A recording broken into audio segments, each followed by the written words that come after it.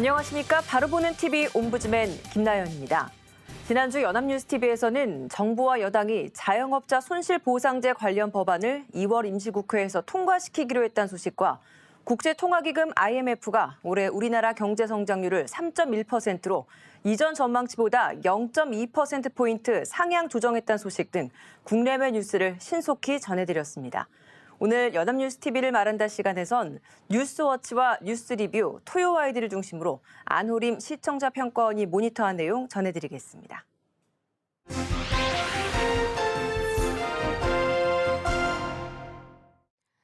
코스피 지수가 3,000선을 넘자 빚을 내면서까지 주식에 투자하는 사람들이 최근 늘어나고 있습니다. 그런 가운데 금융당국은 코로나19로 인해 한시적 공매도 금지 조치는 3월 15일 종료될 예정이라고 밝혔는데요. 은행이나 증권사에 빚을 내 투자하는 사람들, 적정 가격 형성으로 공매도의 순기능을 살리고 개인 투자자들의 피해를 최소화할 수 있는 방법은 무엇인지, 여기에 4월 재보궐선거가 석 달 앞으로 다가온 상황에서 연합뉴스 TV에서는 주가 3,000선 돌파와 공매도 관련 보도를 어떻게 다뤘는지 살펴보겠습니다. 지난 1월 12일 뉴스워치 그래픽 뉴스에서 코스피가 사상 처음 장중 3,200선을 돌파하는 등 상승 랠리를 펼치는 가운데 공매도 재개 논란이 뜨겁다고 전했습니다. 기사는 공매도가 무엇인지, 공매도의 순기능과 문제점은 무엇인지에 대해 상세히 설명했습니다. 금융당국은 지난해 3월 코로나19 사태로 주가가 급락하자 6개월간 한시적으로 공매도를 금지했다고 전했는데요. 이후 공매도 금지 기간을 올해 3월까지 6개월 더 연장했고, 이렇게 공매도 금지가 시행될 때 시장 조성자로 분류된 증권사는 공매도 금지 예외 대상이었다고 설명합니다. 이들 시장 조성자들이 공매도 금지가 시작된 지난해 3월 16일부터 12월 말까지 공매도한 거래 금액은 모두 2조 6천억 원에 집계됐고, 22개 시장 조성자들 가운데 일부 증권사의 불법 공매도 위반 사례가 적발됐다고 전했습니다. 이런 상황에서 공매도 금지 조치 해제가 다가오자 개인 투자자들과 정치권에선 반대 목소리가 높다고 보도했습니다. 하지만 공매도를 장기간 금지하는 것은 국제자본시장 흐름에 어긋나고 공매도를 통한 적정 가격 형성이란 순기능이 필요하다는 전문가의 반론도 제기된다고 전하고 있습니다. 지난 1월 13일 뉴스리뷰에서는 더불어민주당 양향자 의원의 발언으로 시작된 공매도 금지 연장을 둘러싼 여야 정치의 논쟁을 중점적으로 다뤘습니다. 기자는 3월 중순 재개 예정인 공매도를 둘러싼 정치권 논쟁에 불을 붙인 건 더불어민주당이라고 전했습니다. 양향자 의원이 공매도 금지 연장 검토 필요성을 공식적으로 언급한 건데요. 주식을 빌려서 판 뒤 일정 기간 뒤에 다시 사서 파는 공매도에 대해 개인 투자자들은 주가 하락을 부추길 뿐 아니라 기울어진 운동장이라는 양향자 의원의 주장을 전했습니다. 또 4월 서울 부산시장 보궐선거를 앞두고 여당이 동학개미로 불리는 개인 투자자들의 반발을 의식한 것이라는 분석을 전하면서 홍익표 정책위 의장의 말을 빌려 신중한 검토라는 여당의 입장을 보도했습니다. 국민의힘은 공매도 재개 여부는 증권당국이 판단할 문제라고 입장을 전했는데요. 기자는 증권당국이 신중하게 파악해야 한다며 김종인 비상대책위원장의 발언과 정치권의 논의에서 빠져야 한다는 정무위 간사인 성일종 의원의 발언을 전했습니다. 12일 뉴스워치 그래픽 뉴스에서는 공매도에 대해서 상세하게 설명했고, 하루 뒤인 13일 뉴스리뷰에서는 공매도 재개에 대한 여야 정치권의 입장 차이에 대해서 보도했습니다. 13일 방송된 뉴스리뷰는 공매도 제도와 현재의 문제점을 잘 알지 못하는 시청자들은 정치권의 공방에 대해 전후 맥락이 없어 이해하기 힘들 것으로 보입니다. 12일 방송된 그래픽 뉴스처럼 공매도 재개에 따른 문제점이 무엇인지에 대한 자세한 설명과 함께 4월 재보궐선거에 공매도 재개가 어떤 맥락으로 닿을지, 여야의 입장 차이 등에 대해서 다뤘다면 시청자들이 이해하기 쉬웠을 것입니다. 1월 11일 뉴스 20에서는 개인 투자자와 외국인의 상반된 투자 경향을 대비시키며 코스피 등락에 대해서 보도했습니다. 최근 증시의 과열 조짐 위험성과 급속하게 늘어나고 있는 것으로 추측되는 비투 위험성에 대해서 강조했습니다. 11일 하루 국내 주식시장의 등락 추이를 상세하게 보도했는데요. 4조 4천억 원에 달하는 동학개미들의 투자가 외국인과 기관의 매도 추세를 받아내는 결과를 낳았다고 전했습니다. 보도 후반에서는 B2의 위험성에 대해 다뤘습니다. 장중 최고 지수를 기록했지만 하락 종목이 상승 종목보다 4배나 많았다며 위험성을 경고했는데요. 김영렬 교보증권 리서치 센터장의 발언과 전문가들은 오는 3월 외국인과 기관만 가능한 공매도 거래 재개 여부도 조정 요인으로 꼽았다고 전했습니다. 1월 8일 뉴스 리뷰에서는 이틀 연속 이어진 코스피 상승세에 대해 보도했습니다.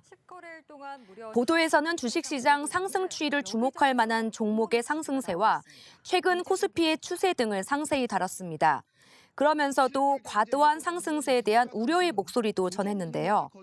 실물 경제 회복 없는 주가 상승은 조정 국면을 거칠 수밖에 없고 결국 큰 피해로 이어지는 구조가 된 것이라고 전했습니다.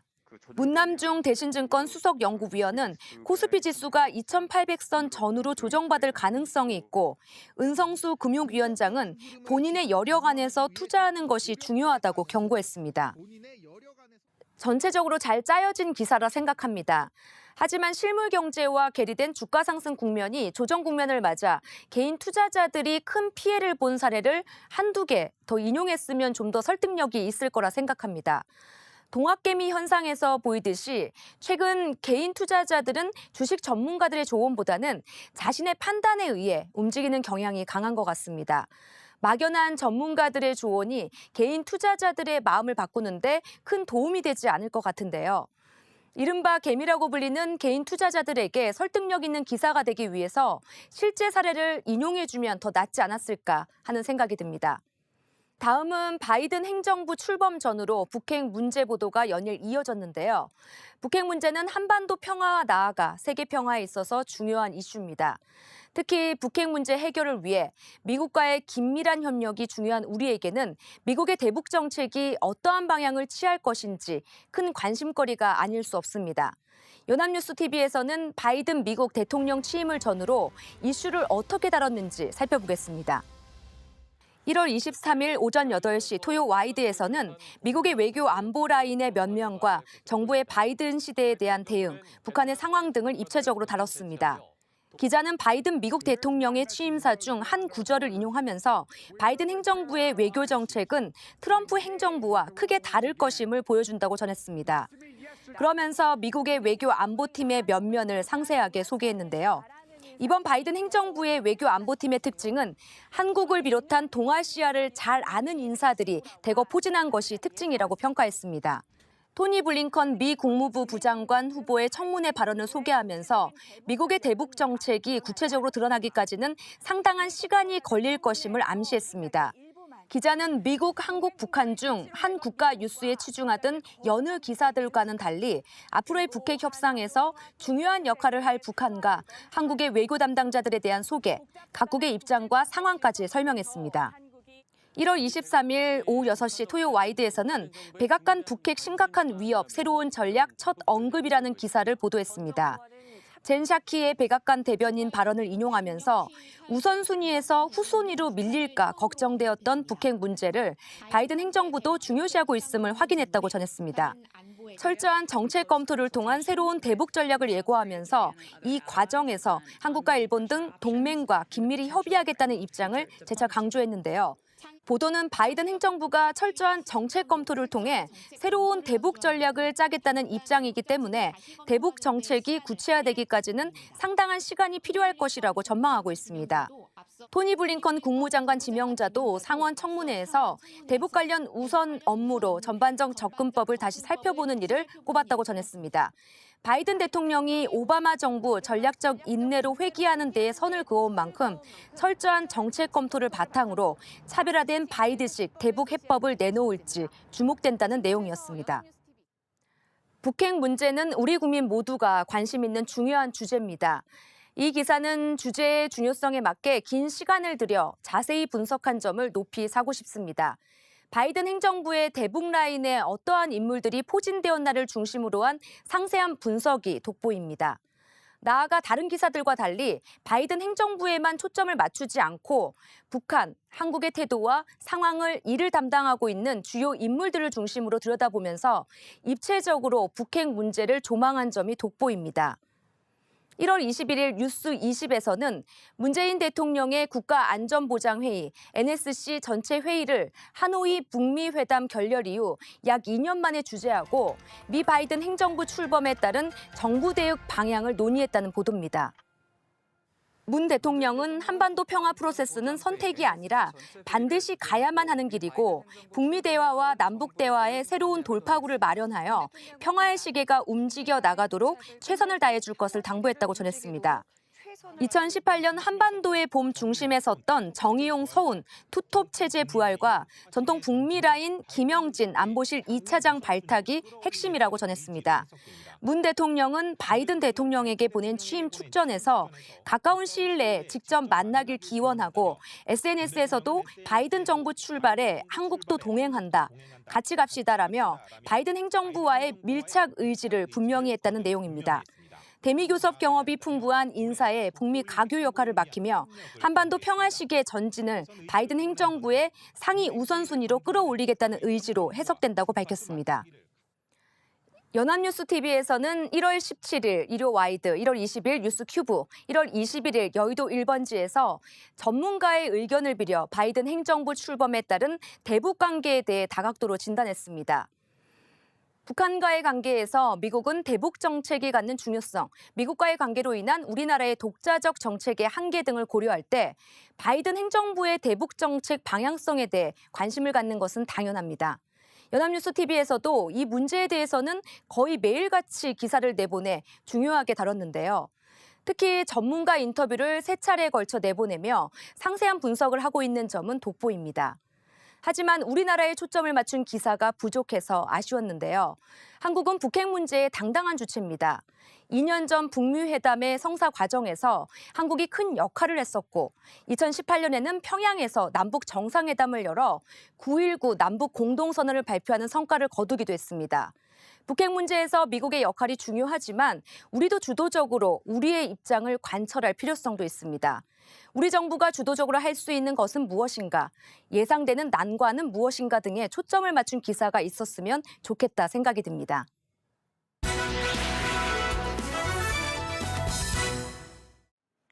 이번 순서는 주말에 방영되는 제작 프로그램을 대학생의 시선으로 분석하고 평가한 내용을 들어보는 캠퍼스 TV 리포트 시간입니다. 이번 주는 명지대학교 디지털미디어학과 김정은 학생 나와 있습니다. 안녕하세요. 안녕하세요. 네, 지난주에 어떤 프로그램 모니터했나요? 네, 저는 지난 24일에 방송된 명품 리포트 맥을 모니터했습니다. 여의도 풍양계에서는 여권의 이낙연 대표, 이재명 지사, 정세균 총리가 내세우는 코로나 정책과 한 주간 기업 소식에 대해 다뤘습니다. 그럼 자세한 모니터 내용 지금부터 전해드리겠습니다.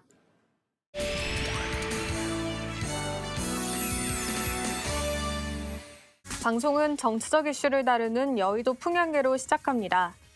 이낙연 대표는 코로나로 특수를 누린 계층이 손해를 본 사람들과 자발적으로 이익을 나누자는 이익 공유제를 제안했는데요.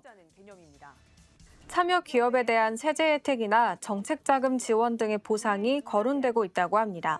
기금 조성이 거론되는 가운데 설득력 있는 사례와 함께 이익 공유제에 대한 오해를 불식시키는 것이 당장의 과제라는 설명이 이어졌습니다. 지난 19일과 22일 시간 순서대로 이낙연 대표의 발언 장면을 비추어 정책의 흐름을 이해하는 데 도움이 됐습니다. 또한 이익 공유제에 대한 정세균 총리와 이재명 지사의 입장을 동시에 보여주었는데요. 정세균 총리는 회의적, 이재명 지사는 판단 유보라고 정리할 수 있을 것 같다고 말했습니다. 이어서 모든 경기도민에게 재난기본소득 10만 원을 지급하기로 한 이재명 지사가 등장했는데요. 선별 지원하는 정부와는 다른 독자적인 노선을 선택했다고 합니다. 이 결정에 대해 먼저 정 총리가 급하니까 막 풀자는 건 지혜롭지도 공정하지도 않다고 비판하자 이 지사는 보편 지원을 하면 그 돈을 쓰러 철부지처럼 몰려다닌다고 생각하는 건 국민 수준을 무시하는 것이라고 응수했다고 합니다. 이낙연 대표는 거리 두기를 하고 있는데 소비를 하라는 것은 왼쪽 깜빡이 켜고 오른쪽으로 가는 것이라고 했는데 이 대표가 이 지사를 공개 비판한 건 처음이라고 합니다. 3인방 중 마지막 주자로 정세균 총리가 소개됐는데요. 정 총리는 지원보다 보상으로 코로나 피해를 극복하자는 입장이라고 합니다. 지원해서 보상으로. 기재부가 재정 부담을 이유로 자영업자 손실보상제에 부정적 기류를 보이자 좀처럼 거친 말을 하지 않았던 정 총리가 공개적으로 경고성 발언을 했다고 합니다. 정 총리가 주도권을 갖고 있는 자영업자 손실보상제에 대해선 이 대표와 이 지사가 모두 좋아요를 눌렀다고 전했습니다. 대선이 400여일 앞으로 다가오며 빅3의 정책 브랜드 경쟁은 갈수록 치열해질 거라는 말로 여의도 풍향계는 마무리됩니다. 치열해질 거란 전망이 많은데요. 다음 순서는 한 주간 기업 뉴스를 다룬 기업 기성도입니다. 첫 맑은 기업으로는 SK바이오사이언스인데요. 미국 노바백스와 2천만 명분 백신 확보를 앞뒀고 기술 이전까지 받게 되어 국내 생산과 공급이 가능해질 예정이라고 합니다. 동시에 자체 백신 개발 중이란 설명이 토종 백신에 대한 기대감을 갖게 했습니다. 다음은 설 명절 선물 특수를 기대할 수 있는 3대 백화점과 3대 대형 마트들인데요. 전 국민 귀성 자제를 요청할 예정이라 더 비싼 선물을 보낼 가능성이 커져 호재가 될 전망이라고 합니다. 이어서 흐린 기업으로는 LG전자가 등장했습니다.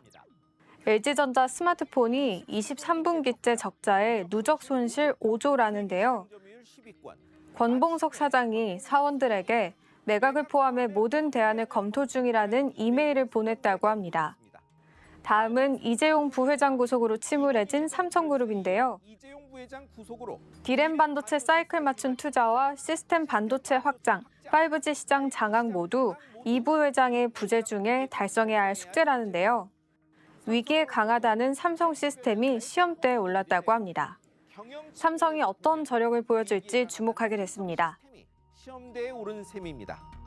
방송은 지난해 아파트 관리비 체납과 공공임대주택 임대료 체납이 급증했다며 소득 위기 징후라는 말로 마무리됩니다. 지금까지 주간 기업 기상도였습니다.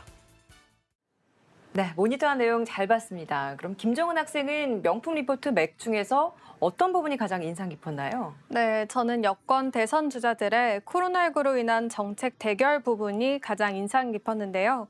제기된 정책에 대해서 입장 차이를 보이지만 결과적으로 국민 생활에 실질적인 도움을 줄 수 있는 올바른 정책들이 선택되어 추진되길 바랍니다.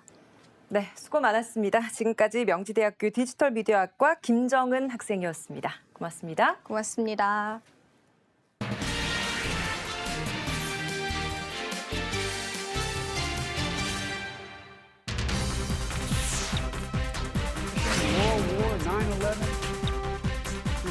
We will repair our alliances and engage with the world once again. We'll be a strong and trusted partner for peace, progress, and security.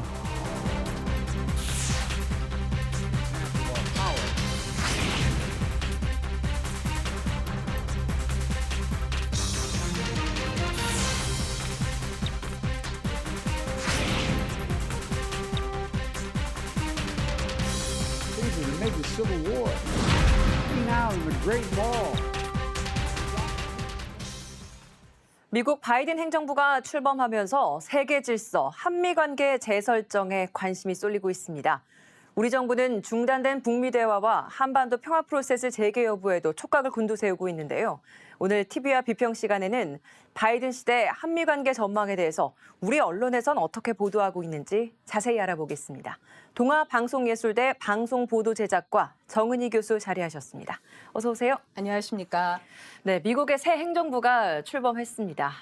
바이든 대통령 사실 취임 전부터 트럼프 지우개에 나서겠다라는 건 익히 예고를 한 바가 있는데요. 네. 국제사회에서는 미국의 이런 새 행정부 출범에 대해서 어떻게 바라보고 있는지 좀 짚어주시고요. 그리고 새롭게 이제 미국의 행정부가 출범했기 때문에 미중 관계, 국제사회에서의 미국의 역할의 변화도 있을 것 같아서 이 부분을 언론에서는 어떻게 조명하고 있는지 짚어주시면 좋을 것 같습니다. 네. 현지 시간이죠. 지난 20일 미국 제46대 대통령의 조 바이든 대통령이 취임을 하면서 취임사에서 내 모든 영혼은 미국을 하나로 통합하는 데 있다라고 통합을 강조한 바 있습니다. 더불어 국제사회 현안에 미국이 적극적으로 이제 관여를 하고 동맹을 복원하겠다라는 의지까지 확고히 했었는데요. 국제 정세는 물론 북미 관계 설정에도 커다란 변화가 전망되고 있습니다. 바이든 미 대통령이 취임 초 이 동맹국과 연쇄 통화를 하면서 전통적 동맹 복원을 시작을 했는데요. MBN 보도에 따르면 정상 통화를 통해서 국제사회에서 미국의 적극적인 관여와 또 주도권 회복 의지가 나타나고 있다라고 보도했습니다. 영국, 프랑스 정상과 이 통화 때 강조한 부분 중에 하나는 미국과 유럽의 연합 방위 체제인 북대서양 조약기구 나토 등 이 대서양 동맹의 강화였습니다. 바이든 대통령은 취임 첫날 파리 기후 변화 협약과 또 세계 보건기구 WTO의 복귀를 위한 행정명령에 서명을 했었죠. 네. 이는 이 기후 변화와 전염병 대유행 등 국제사회 현안에 미국이 다시 적극적인 역할을 할 것이다라고 해석할 수 있겠습니다. 그러나 중국, 러시아와는 이 초기부터 충돌하는 모습입니다. 실제로 중국과 러시아에 대한 견제 의식은 이 바이든 대통령이 각 정상과의 통화에서 나타났는데요. 바이든 대통령이 영국, 프랑스 정상과 통화를 할 때 안보 문제와 관련을 해서 논의한 대상 국가로는 중국과 러시아였습니다. 서울신문의 보도에 따르면 10년 전 이 바이든 당시 부통령은 중국을 건전한 경쟁 상대로 해석을 했었습니다. 그러나 이 최근 발언에서는 좀 분위기가 많이 달라졌죠. 중국을 권위주의 정권으로 못을 받고 민주주의에 기반한 자유주의의 세계 질서에 대한 위협으로 이제 해석을 하고 있어서 냉전 1.5 버전이다라는 언급도 나오고 있습니다. 네. 세계 일본의 이 바이든 미 행정부가 트럼프 정부보다는 미중 관계 갈등 환경을 완화할 수 있는 가능성이 있지 않을까라는 보도도 했습니다. 중국 측이 여지가 있다면 미국과의 관계 개선에 적극 나설 가능성이 있다라고 전망을 했는데요. 지난 21일 중국 글로벌 타임스의 보도를 인용한 것입니다. 글로벌 타임스는 전문가의 말을 인용해서 양국이 관계 개선을 위해서 협력할 가능성이 높은 분야는 기후변화와 코로나19 대응 등을 꼽았습니다. 예. 바이든 행정부의 첫 내각 인선도 주의 깊게 봐야 할 대목입니다. 네. 특히 우리로서는 이 국무부의 인선에 굉장히 좀 관심이 갈 수밖에 없는데요. 네. 이 인선을 통해서 바라본 앞으로의 한미 관계 그리고 나아가서 한미 정상 간의 이런 회담, 이런 가능성에 대해서 언론에서는 어떻게 좀 분석하고 있습니까? 네. 바이든 대통령은 이 국무부를 이끌 장관과 또 부장관 지명자를 모두 한반도 사안에 정통한 인사들로 채운 바 있습니다. MBC 보도에 따르면 이 토니 블링컨 국무부 장관은 오바마 행정부 2기 때 국무부 부장관을 맡아서 대북 전략적 인내를 관여했고요. 네. 또 웬디 셔먼 국무부 부장관 지명자 역시 빌 클린턴 2기 행정부 때 국무부 대북 정책 조정관으로 북한 문제를 담당을 했었습니다. 또한 오바마 정부 시절에는 국무부 한국 과장을 지내는 등 한반도 현안에 밝은 이 케이건 주 인도 미국 부대사가 백악관 국가안보회의 동아시아 오세아니아 담당 선임국장을 맡게 됐죠. 네. 또 성김 전 주한 미 대사 역시 국무부에서 동아태 차관보 대행을 맡았습니다. 한국일보의 보도에 따르면 북한 핵 문제를 백악관은 굉장히 중요한 우선 과제다라고 생각을 하고 있다고 합니다. 바이든식 대북 접근법을 위해서 한미 간 사전 조율이 시작이 됐는데요. 이에 한미 양국 간의 조율을 여러분들께서 통화를 통해서 확인하실 수 있었습니다. 네. 서훈 청와대 국가안보실장과 제이크 설리번 백악관 국가안보회의 보좌관이 지난 23일 첫 통화를 했고요. 24일에는 서 국방부 장관과 로이드 오스틴 미 국방장관이 전화 인사를 나눴습니다. 양측은 통화에서 굳건한 한미 동맹을 재확인했고 또 한반도 비핵화에 공동 노력하기로 했죠. 한국일보는 원론적 대화이긴 하지만 이렇게 안보 책임자들이 대화를 시작한 만큼 각급 채널을 통한 소통 확대가 필요하다라고 보도를 했습니다.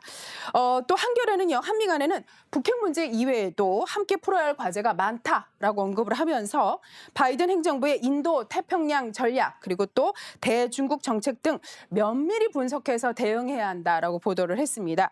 문재인 대통령과 이 바이든 대통령이 조속히 정상회담을 해서 이 현안을 긴밀히 조율할 수 있도록 외교 안보팀의 치밀한 이런 준비도 필요하다고 언급을 했는데요. 여기서 또 하나 눈여겨봐야 할 것은 네. 이렇게 한미 정상 통화 전에 시진핑 중국 주석이 먼저 한중 정상 통화를 하자고 제안한 점입니다. 네. 이것은 중국이 주도권을 뺏기지 않겠다라는 의미로 해석될 수 있는데요. 이렇게 발빠르게 움직이고 있는 국제 정세 면밀히 분석해서 보도할 필요가 있겠습니다. 북미 관계 언급을 안 할 수가 없습니다. 네. 앞서서도 잠시 좀 짚어주신 부분도 있습니다만 바이든 행정부가 북핵 문제에 대해서 사실 취임 전에는 좀 뒷전으로 밀려있지 않겠느냐 이런 분석들이 많았는데 네. 취임하자마자 관련된 언급이 나오면서 굉장히 좀 위협적으로 좀 바라보는 시각을 드러냈습니다. 네. 때문에 앞으로의 북미 관계에 대해서 어떻게 전망을 하고 있고 이 사이에서 우리나라의 역할도 분명히 있지 않겠습니까? 그렇죠. 이 부분에 대해서 보수와 진보 언론이 바라보는 시각이 좀 다를 것 같아서 짚어주시면 좋을 것 같습니다. 네, 이렇게 말씀하셨다시피 이 바이든 행정부가 북한 핵 문제에 대해서 북핵은 심각한 위협이다. 라고 인식을 하는 것과 함께 동맹을 긴밀히 협의하겠다는 새로운 전략을 언급했습니다. 언론은 이 트럼프 전 대통령의 탑다운 협상 방식에서 벗어나서 실무 협상을 기반으로 하는 다자간 협의 위주의 전략으로 변경될 것이다. 라고 언급을 했는데요. 바이든 대통령의 관점은 북한의 핵탄도 미사일 그리고 다른 확산 관련 활동이 세계 평화 안전에 심각한 위협이 되고 또 글로벌 비확산 체제를 훼손한다는 것입니다. 세계일보는 바이든 대통령은 이 트럼프 전 대통령이 북한 국무위원장을 세 차례나 만났지만 비핵화 진전을 이뤄내지 못한 채 핵 프로그램이 발전될 시간을 벌어주었다. 또 북한 체제의 정당화를 강화했다라는 부정적 인식이 강하다라고 보도를 했습니다. 예. 아울러 트럼프 전 대통령이 정상회담을 기반으로 한 협상을 추진하면서 한국과 일본은 물론이고요. 또 이 비핵화 협상에 중요한 역할을 할 수 있는 중국과 러시아도 소외한 점, 이 점을 문제의식으로 제기하고 있습니다. 네. 서울신문은 사설 북핵 언급한 바이든 한국 정부와 긴밀히 협력하라라는 사설을 통해서 바이든 정부는 북미 정상회담을 중재한 이 한국 정부와 긴밀히 협상을 해야 북한을 대화 테이블로 나오게 할 것이다라고 강조한 바가 있습니다.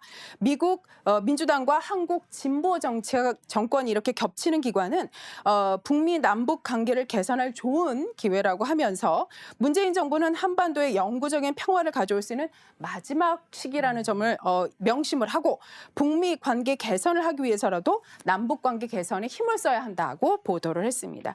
경향신문은 단절이냐 복원이냐 문재인 정부 남북 관계는 어디로 가나라는 기사에서 전문가들은 대체로 이 남은 문재인 정부의 1년 동안 새로운 성과를 내기는 어렵지만 기존 성과를 보완하기에는 충분한 시간이라는 의견을 보이고 있다라고 보도를 하면서 한반도를 둘러싼 정세가 이 새롭게 설정되는 만큼 정부의 선택이 주목받고 있다라고 강조했습니다. 네. 동아일보는 송영길 북위협 이전과 달라 미 전략적 인내 불가할 것이라는 기사에서 송영길 더불어민주당 의원이 미국 바이든 행정부 출범 이후 북미 관계 방향에 대해서 북한의 위협은 이전과 다르다며 미국 본토에 핵미사일을 발사해놓은 유일한 나라로 오바마 때처럼 이렇게 전략적 인내로 방치할 수는 없을 것이다라고 전망했다고 보도를 했습니다.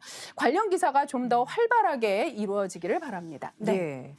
이렇게 국제 정세가 급변하는 상황에서 우리 언론의 역할도 굉장히 중요할 것 같습니다. 네. 바람직한 보도 태도 짚어주시면 좋겠습니다. 네, 지난해 문재인 대통령과 그 당시에는 당선인 신분이었습니다. 조 바이든 미 대통령 당선인이 첫 정상 통화를 갖고 이 한반도 현안에 대해서 긴밀히 협의하고 동맹을 굳건히 하기로 약속한 바가 있습니다.